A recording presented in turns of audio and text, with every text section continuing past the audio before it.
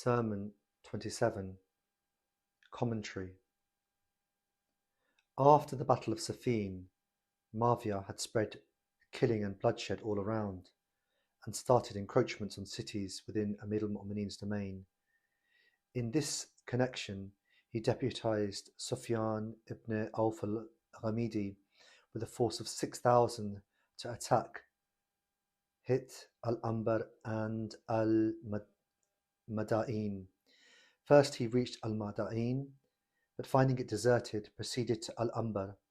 Here a contingent of 500 soldiers were posted as guard from Amir al-Mu'mineen's side, but it could not resist the fierce army of Muawiyah. Only 100 men stuck to their position, and they did not face them staunchly as far as they could, but collected together. The enemy's force made such a severe attack that they too could no more resist, and the chief of the contingent, Hassan ibn al-Hassan al-Bakri, was killed along with 30 others. When the battlefield was clear, the enemy ransacked al-Anbar with full freedom and left the city completely destroyed. When Amir al-Mu'mineen got the news of this attack, he ascended the pulpit and exhorted the people for crushing the enemy and called them to jihad, but from no quarter was there any voice or response. He alighted from the pulpit utterly disgusted and worried, and in the same condition set off for the enemy on foot. When people observed this, their sense of self-respect and shame was also awakened, and they too followed him. Amir al-Mu'mineen stopped at al-Nukhayla. People then surrounded and insisted upon him to get back, as they were enough with the enemy. When their insistence increased beyond reckoning, Amir al-Mu'mineen consented to return, and Sa'd ibn al-Qais al-Hamadani proceeded forward with a force of 8,000. But Safwan ibn Auf al-Ghamidi had gone, so Sa'd came back without any encounter. When Sa'd reached Kufa then, according to the version of Ibn al-Hadid, Amir al-Mu'mineen was so deeply grieved and indisposed during those days to an extent of not wishing to enter the mosque, but instead sat in the corner of his residence that connects the entrance of the mosque, and wrote the sermon and gave it to his slave Sa'd to read it over to the people.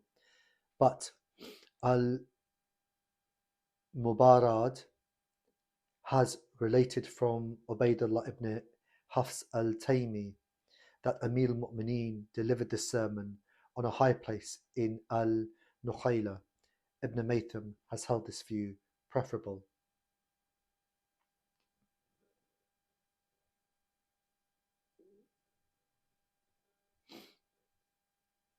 Ibn Maytham al-Bahrani in his Sharh states that jihad here is primarily defensive, jihad al-Daf, against rebels and raiders who threatened Muslim lands and honour. The Imam describes it as a door of paradise, open specifically for the awliya, close friends of Allah, emphasizing its spiritual elevation. Abandoning jihad will lead to screens veiling the heart, which is a spiritual blindness and loss of truth, a direct consequence of neglecting communal duty. The raid on Al-Anbar is cited as a humiliating proof. The enemy looted unchallenged because the Kufans failed to heed repeated calls. Allama al-Majlisi quotes hadiths from Imam al-Sadiq alayhi salam, linking this sermon to the broader theme of the Imam's isolation. The Ummah's failure to support the rightful leaders mirrors the post-prophetic regression. If any Muslim dies of grief, as Imam Ali quotes, shows the Imam's empathy for the sincere who suffer from the community's betrayal. Their sorrow is valid and rewarded. The curse-like phrases, "May Allah fight you," and wish of non-acquaintance, or are prophetic expressions of frustration, accepted as permissible when addressing open treachery or cowardice. Allama Tabatabai states that the contrast between the enemy's unity on on falsehood and the Muslims' disunity on truth is a recurring diagnosis of fitna. The weather excuses symbolizes deeper spiritual weakness. Fleeing worldly discomfort foreshadows fleeing greater trials like jihad.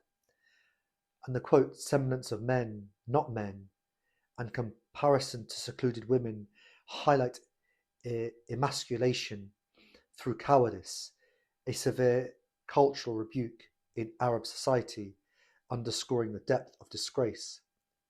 Contemporary scholars such as Ayatollah Jawad Amani and Mukarram Shirazi and Ayatollah Khamenei, may God bless them all, states that this sermon is a cornerstone for the obligation of jihad under the Imam or qualified leader. When the Masoom calls, obedience is wajib and excuses are invalid. The line, one who is not obeyed has no opinion, is proof of the Imam's infallibility in strategy. His military genius from Badr to Khaybar is unquestionable, but lack of obedience nullifies it. It is used to warn against modern spiritual jihad detached from communal defense. True taqwa includes readiness to sacrifice for the community when the rightful authority calls. Sermon 27 stands as one of the most painful expression of Imam Ali's frustration with the Kufan masses, a people who pledged allegiance but repeatedly failed him in crisis. It serves as a profound theology of jihad as both spiritual garment and communal shield.